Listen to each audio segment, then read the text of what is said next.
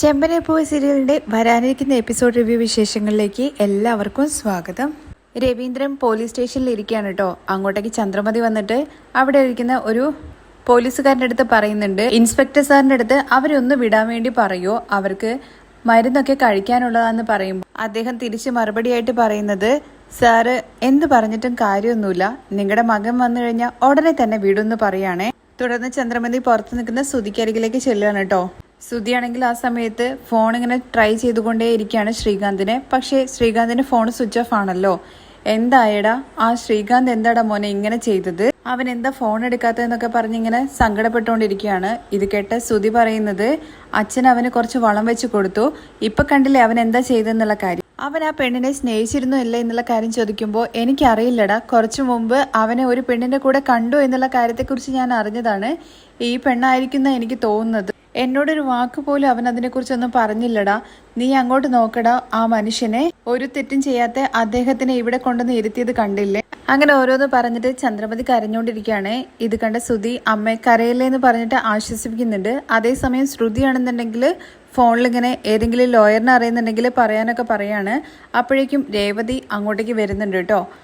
അച്ഛൻ എവിടെയുള്ളതെന്നുള്ള കാര്യം ചോദിക്കുമ്പോൾ ഉള്ളിലുണ്ടെന്ന് പറയാണ്. അങ്ങനെ രേവതി ഉള്ളിലേക്ക് കയറി ചെല്ലുകയാണ്. അച്ഛൻ എന്തിനാ ഇവിടെ വന്ന് നിൽക്കുന്നത്, അച്ഛൻ എന്തിനാ ഇങ്ങോട്ട് കൂട്ടിയിട്ട് വന്നത്, അച്ഛനെ കാണുമ്പോൾ തന്നെ എനിക്ക് കഷ്ടമാവുന്നുണ്ട്, അച്ഛൻ ഒരു തെറ്റും ചെയ്തിട്ടില്ലല്ലോ, വാ നമുക്ക് പോവാന്നൊക്കെ പറയുമ്പോഴേക്കും ഇൻസ്പെക്ടർ അങ്ങോട്ടേക്ക് വന്നിട്ട്, എന്താ ഇവിടെ കിടന്നിട്ട് ഒച്ച എടുക്കുന്നത്, ഇങ്ങോട്ട് വാ എന്ന് പറയുമ്പോൾ രേവതി അങ്ങോട്ടേക്ക് ചെല്ലുന്നുണ്ട് കേട്ടോ. സാർ, അതെന്റെ ഭർത്താവിന്റെ അച്ഛനാണ്, ഒരു തെറ്റും ചെയ്യാത്തവരാണ്, നല്ല മനുഷ്യനാണ്, ആർക്കും മോശമായിട്ടുള്ള രീതിയിൽ ഒരു കാര്യവും ചെയ്യാത്ത ഒരാളാണ്, ഞങ്ങളുടെ കുടുംബത്തിൽ തന്നെ അദ്ദേഹം ദൈവം പോലെയാണ്, ദൈവം ചെയ്ത് സാർ അവരെ വിടുന്നൊക്കെ പറഞ്ഞിട്ട് കൈ കൂപ്പാണ് കേട്ടോ ഇൻസ്പെക്ടറിന്റെ നേരെ രേവതി. ദൈവമാണോ പെണ്ണിനെ കടത്തിക്കൊണ്ടു പോകാൻ വേണ്ടി പറഞ്ഞത്, ആ ചെക്കൻ ആ പെണ്ണിനെയും കടത്തിക്കൊണ്ട് പോയില്ലേ. ഇത് കേൾക്കുമ്പോൾ രേവതിക്ക് ആകെ സങ്കടമാവുന്നുണ്ട് കേട്ടോ. എന്നിട്ട് രേവതി പറയുന്നുണ്ട്, സാർ അങ്ങനെയൊന്നുമല്ല, അച്ഛന് ഇതിനെക്കുറിച്ച് ഒന്നും അറിയില്ല, സാർ ഞാൻ പറയുന്നതൊന്ന് കേൾക്കുന്നുള്ള കാര്യം പറയുമ്പോഴേക്കും ഇൻസ്പെക്ടർ ചൂടാവാണ് കേട്ടോ. ഇവിടെ ഇങ്ങനെ ഓരോരുത്തർ വന്നുകൊണ്ട് ഓരോന്ന് പറഞ്ഞു കഴിഞ്ഞാൽ അതിന് മറുപടി കൊടുക്കലല്ല എന്റെ പരിപാടി, ഇവരെ വിടണമെന്നുണ്ടെങ്കിൽ ആ പയ്യൻ ഇവിടെ വരണം, അല്ലെങ്കിൽ ഇവരെ ജയിലിലേക്ക് കൊണ്ടുപോകും. ഇത് കേൾക്കുമ്പോൾ രേവതി രവീന്ദ്രന്റെ മുഖത്തേക്ക് നോക്കുന്നുണ്ട് കേട്ടോ. ആ ദയനീയമായ മുഖം കണ്ടിട്ട് ഭയങ്കര സങ്കടമാവുന്നുണ്ട് രേവതിക്ക്. അത് കഴിഞ്ഞ് ഇൻസ്പെക്ടർ പറയുന്നത്, ചുമ്മാ ഇവിടെ നിന്നിട്ട് ഓരോന്ന് പറയാതെ പുറത്തേക്ക് പോകാൻ നോക്കി എന്ന് പറയുകയാണെ. അപ്പോഴും രേവതി അവിടെ നിൽക്കുമ്പോൾ പുറത്തേക്ക് പോകാനല്ലേ പറഞ്ഞതെന്ന് പറഞ്ഞിട്ട് രേവതി അവിടെ നിന്ന് പറഞ്ഞു വിടുകയാണ്. അങ്ങനെ പോലീസ് സ്റ്റേഷന്റെ പുറത്തേക്ക് ഇറങ്ങാണ് കേട്ടോ രേവതി. അതേസമയം ശ്രുതിയും സുധിയും അതുപോലെ അമ്മയും കൂടി ചേർന്ന് ഉള്ളിലേക്ക് കയറുന്നുണ്ട്. ശ്രുതി ഏതെങ്കിലും ലോയറിനെ കിട്ടിയോ എന്നുള്ള കാര്യം ശ്രുതി ചോദിക്കുന്ന സമയത്ത് നോക്കിയിട്ട് വിളിക്കാന്നാണ് അവൾ പറഞ്ഞതെന്ന് പറയാൻ. ശ്രുതി, നീ നിന്റെ MDയുടെ അടുത്ത് സംസാരിച്ച് നോക്ക്, അവർക്ക് നല്ല ഇൻഫ്ലുവൻസ് ഒക്കെ ഉള്ള ആളല്ലേ എന്ന് പറയുമ്പോൾ അദ്ദേഹം ഇവിടെ നാട്ടിലില്ല, വേറെ എന്തെങ്കിലും വഴി നോക്കണം. അങ്ങനെ രേവതി പുറത്ത് നിൽക്കുന്ന സമയത്ത് അങ്ങോട്ടേക്ക് ദേവ് വരുന്നുണ്ട് കേട്ടോ. എന്താ ചേച്ചി, എന്താ സംഭവിച്ചത്, നീ കണ്ടോ, നീ ചെയ്തു വെച്ചതിന്റെ ഫലമാണ് അദ്ദേഹം ഇപ്പൊ അനുഭവിക്കുന്നത്. അയ്യോ ചേച്ചി, ഞാൻ ഇതൊന്നും ഒരിക്കലും മനസ്സിൽ പോലും പ്രതീക്ഷിച്ചില്ല എന്നൊക്കെ ദേവു സങ്കടത്തോട് കൂടി രേവതിന്റെ അടുത്ത് പറയാണ് കേട്ടോ. ശ്രീകാന്ത് എന്തിനാ ഫോൺ ഓഫ് ചെയ്ത് വെച്ചിരിക്കുന്നത്, അതേ ചേച്ചി ഞാനും ട്രൈ ചെയ്തു, അവന്റെ ഫോൺ സ്വിച്ച് ഓഫ് ആണെന്ന് പറയുമ്പോൾ, സത്യം പറ, നിനക്കറിയെങ്കിൽ എവിടേക്ക് അവർ പോയത് എന്നുള്ള കാര്യത്തെക്കുറിച്ച്. ചേച്ചി സത്യമായിട്ടും എനിക്കറിയില്ല, എൻ്റെ അടുത്ത് പറഞ്ഞിട്ടില്ല, ശ്രീകാന്ത് വന്നാൽ മാത്രമേ അച്ഛനെ വിടുള്ളൂ, ഞാൻ ഇനിയിപ്പോൾ എന്താ ചെയ്യാന്നൊക്കെ പറഞ്ഞിങ്ങനെ എന്ത് ചെയ്യണം എന്നറിയാത്ത അവസ്ഥയിൽ നിൽക്കുകയാണ് കേട്ടോ രേവതി. നിനക്ക് അറിയെങ്കിൽ പറയടി എന്ന് പറയുമ്പോൾ, സത്യമായിട്ട് ചേച്ചി എനിക്ക് അറിയില്ല എന്ന് തന്നെയാണ് കേട്ടോ ദേവു മറുപടി പറയുന്നത്. അതേസമയം പോലീസ് ഇൻസ്പെക്ടർ വീണ്ടും വരികയാണ് രവീന്ദ്രന്റെ അരികിലേക്ക്.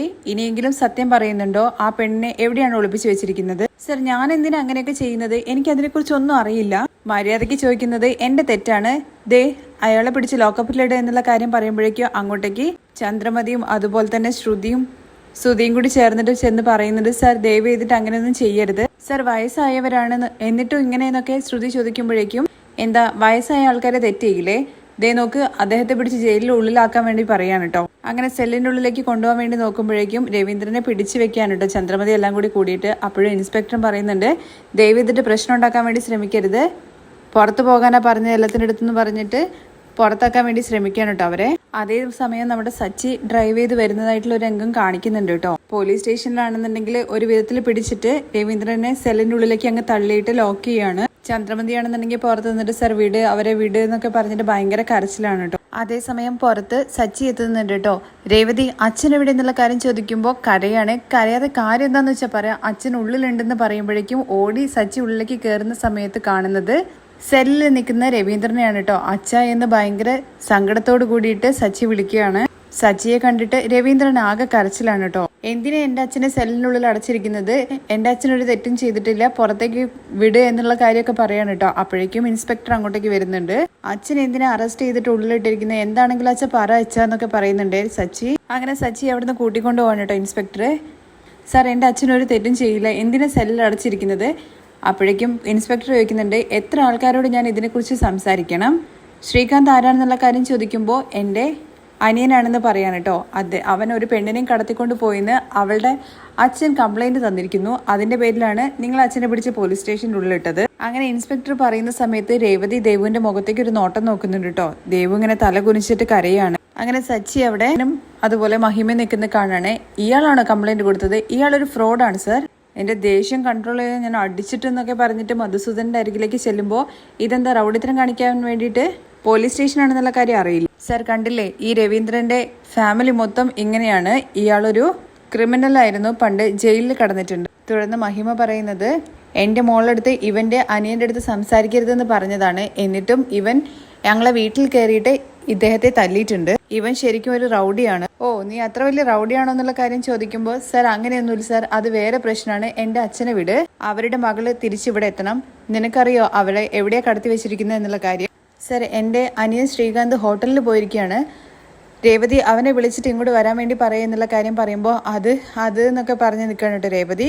സർ, ഞാൻ അവനെ കൂട്ടിയിട്ട് വരാം. അവൻ വരും സർ, എൻ്റെ അച്ഛനെ വിടുമെന്ന് പറയാണ് കേട്ടോ. അത് കഴിഞ്ഞ് അങ്ങോട്ടൊരു പോലീസ് ഓഫീസർ വരുന്നുണ്ടോ. ആ സമയത്ത് ഇൻസ്പെക്ടർ ചോദിക്കുന്നുണ്ട്, ആ അമ്പലത്തിൽ ഫുൾ അന്വേഷിച്ചു എന്നുള്ള കാര്യത്തെക്കുറിച്ച്. സർ, അന്വേഷിച്ചു. രാവിലെ ശ്രീകാന്ത് വർഷ എന്ന 2 പേര് കല്യാണം കഴിഞ്ഞു എന്നുള്ള കാര്യം പറയാണ് കേട്ടോ. ഇത് കേൾക്കുമ്പോൾ എല്ലാവരും ഇങ്ങനെ ഞെട്ടുന്നുണ്ട്.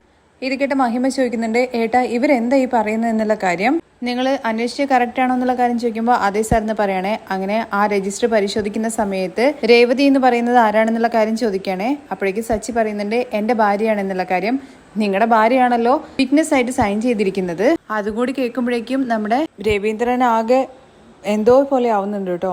ഇത് കേട്ട് സച്ചി പറയുന്നുണ്ട്, സാർ അവൾ അങ്ങനെയൊന്നും ചെയ്യില്ല എന്നുള്ള കാര്യം. അപ്പോഴേക്കും ഇത് ആരുടെ കൈയെഴുത്താന്നുള്ള കാര്യം നോക്കുക എന്ന് പറഞ്ഞിട്ട് ആ പോലീസ് ഓഫീസർ ഇത് ഫയൽ ഇങ്ങനെ കാണിച്ചു കൊടുക്കുന്നുണ്ട് കേട്ടോ. സച്ചി അങ്ങനെ അത് കാണുമ്പോഴേക്കും മനസ്സിലാവാണ് അത് രേവതിയുടെ സിഗ്നേച്ചർ തന്നെയാണെന്നുള്ള കാര്യം കേട്ടോ. അങ്ങനെ സച്ചി കാലിപ്പോട് കൂടിയിട്ട് രേവതി ഒരു നോട്ടം നോക്കുന്നുണ്ട്. രേവതി നിന്ന് കരയാണ്. അങ്ങനെ ചന്ദ്രമതി നേരെ രേവതിക്ക് അരികിലേക്ക് ചെന്നിട്ട് പറയുന്നുണ്ട്, നീ എന്തൊരു ദുഷ്ടത്തിയാണ്, നീ എൻ്റെ കുടുംബം കലക്കാൻ വേണ്ടി വന്നതാണോ, നീ നിന്റെ തനി സ്വരൂപം കാണിച്ചല്ലേ, നീ കണ്ടോടാ നിന്റെ ഭാര്യ എന്ത് പണിയെ ചെയ്തെന്നുള്ള കാര്യം. തുടർന്ന് ശ്രുതി ചോദിക്കുന്നുണ്ട്, അപ്പോൾ നിങ്ങളാണോ അവളെ കല്യാണം കഴിപ്പിച്ച് വിട്ടത് എന്നുള്ള കാര്യം ചോദിക്കുമ്പോൾ, ഞാനല്ല അവരെ കല്യാണം കഴിപ്പിച്ചത്, എനിക്കൊന്നും അറിയില്ല എന്ന് പറയുമ്പോഴേക്കും ശ്രുതി ചോദിക്കുന്നുണ്ട് കേട്ടോ, എല്ലാം ചെയ്യേണ്ടതെല്ലാം ചെയ്തു വെച്ചിട്ട് ഒന്നും അറിയാത്തതുപോലെ നിൽക്കുന്നു. അങ്കിള് നിൽക്കുന്നത് കണ്ടില്ലേ, ഇതിനെല്ലാം കാരണം നിങ്ങളാണോ? അത് കഴിഞ്ഞ് ചന്ദ്രമതി നേരെ രവീന്ദ്രന്റെ അരികിലേക്ക് ചെല്ലണം കേട്ടോ, സെല്ലിന്റെ അവിടേക്ക്. എന്നിട്ട് പറയുന്നുണ്ട്, കണ്ടല്ലോ നിങ്ങൾ തേടി കണ്ടുപിടിച്ച മരുമകളെ എന്ത് പണിയെ ചെയ്തു വെച്ചെന്ന് നിങ്ങളെ കാര്യം കണ്ടോ? നമ്മളെ പയ്യനെ ഇവളാണ് കല്യാണം കഴിപ്പിച്ചു വിട്ടത്. നമ്മുടെ കുടുംബ മാനം തന്നെ പോയി. ഇപ്പൊ നമ്മുടെ കുടുംബത്തെ മൊത്തത്തിൽ എവിടെ നിർത്തിയിരിക്കുന്നത് കണ്ടില്ലേ? അങ്ങനെ ഇൻസ്പെക്ടർ നമ്മുടെ ചന്ദ്രമതി അവിടെ പോയി കണ്ട് സംസാരിക്കുന്നത് കണ്ടിട്ട്, അവിടെ എന്താ ചെയ്യുന്നത്, ഇങ്ങോട്ട് വാ എന്ന് പറഞ്ഞിട്ട് വിളിക്കുകയാണേ. തുടർന്ന് സച്ചി നേരെ രേവതിക്ക് അരികിലേക്ക് ചെന്നിട്ട്, സത്യമാണോ ഇതെന്നുള്ള കാര്യം ചോദിക്കുകയാണേ. ഞാൻ പറയുന്ന ഒന്ന് കേൾക്കുമെന്ന് രേവതി പറയുമ്പോഴേക്കും, സത്യം പറ, നീയാണോ സാക്ഷിയായിട്ട് അതിനകത്ത് സൈൻ ചെയ്തെന്നുള്ള കാര്യം ചോദിക്കുമ്പോൾ അതേന്ന് രേവതി പറയണേ. അപ്പോഴേക്കും രേവതിയുടെ കാരണം നോക്കിയിട്ടൊന്ന് പൊട്ടിക്കുകയാണ് കേട്ടോ സച്ചി. ആ രംഗത്തോട് കൂടിയിട്ടാണ് മറ്റൊരു എപ്പിസോഡിന്റെ രംഗം അവസാനിക്കുന്നത്.